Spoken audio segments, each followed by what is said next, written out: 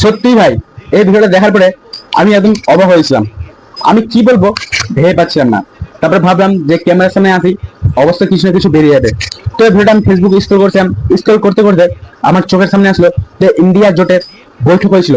ওই বৈঠকে দেখছি সোনিয়া গান্ধীর পাশে আমাদের পশ্চিমবঙ্গের এক্স মুখ্যমন্ত্রী মমতা বন্দ্যোপাধ্যায় বসে আছে। তো ওটা দেখে আমার একদম মাথা ঘুরে গেল। ইন্ডিয়া জোটে আবার মমতা বন্দ্যোপাধ্যায় কিরকম করে হলো? মমতা বন্দ্যোপাধ্যায় কি এর পিছনে অনেক বড় চাল আছে না কি আছে? তোমরা অবশ্যই কিছু জানলে অবশ্যই কমেন্টে জানাবে। আমার লাগে মমতা বন্দ্যোপাধ্যায় অনেক একটা কিছু পদক্ষেপ নিতে যাচ্ছে, যা হবে পরে দেখা হবে।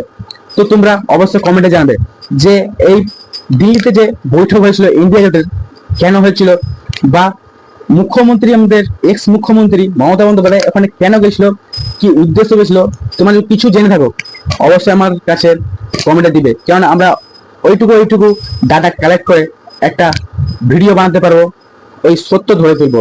তো এরকমই নতুন নতুন এবং ভালো ভালো খবর আপডেট পাওয়ার জন্য ইনস্টাগ্রাম আর ফেসবুকে দেখলে অবশ্যই ফলো, আর ইউটিউবে দেখলে অবশ্যই সাবস্ক্রাইব। তো আজকের ভিডিও এখানে শেষ করছি।